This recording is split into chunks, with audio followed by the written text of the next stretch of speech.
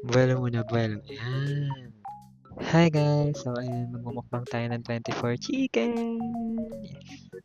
Unboxing! Unboxing! So ayun, habang binubuksan ko siya guys, gusto ko lang i-share sa inyo na ito yung reward ko sa sarili ko after ko matapos yung semester kasi I've been hard working and very stressful talaga tong sem na to and as well as magastos. So ayan, deserve naman natin to. So ayan, let's treat ourselves kahit na diet, ganyan. And cheat day, kitang-kita rin sa mukha ko kung gaano ako kasaya and grabe talaga yung cravings ko. I've been watching mukbangs talaga ng 24 Chicken and I decided na bumili na rin today. Nahirapan akong buksan here kasi excited na akong kumain and wala akong kasamang gunting. So ayun, sariling sikap tayo sa pagtanggal ng mga scotch tape and such. Ayan, naamoy-amoy pa. Grabe, ilang oras ko 'tong pinag-isipan and ayan, napag-decidean ko na bumili na. So, we will see kung gaano karami yung makakain kong chicken for today. Yes, ayan. Ang bango niya guys. Na-miss ko talaga to kasi ilang buwan ako hindi kumain ng fast food talaga for this. Charot. So, nagda-diet din kasi ako so pinalit ko yung rice sa kamote. Ipa-partner natin siya sa may 24 chicken. Yes. And I think that today is not the right time to think about the calories that I'm going to have for today kasi it's just a cheat day and mababawi naman natin siya for the next days kasi di na tayo kakain at ubos na yung pera ko. Charot. So let's eat guys!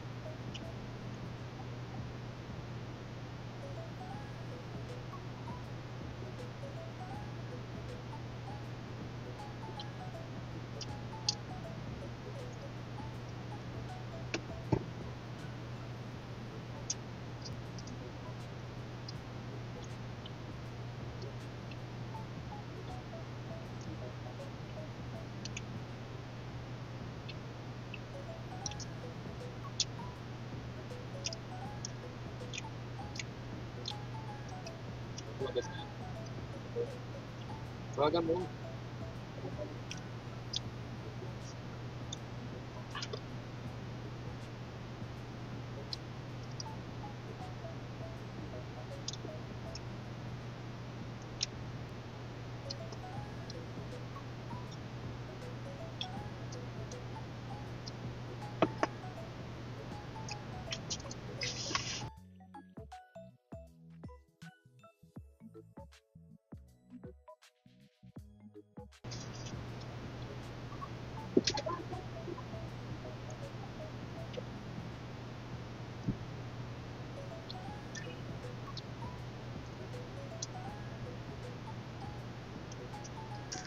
So yun guys, nakapito lang ako ngayon. Kainin ko na lang siya later ng dinner. Tapos with kanin na. Kung na siya kaya kainin, ubusin.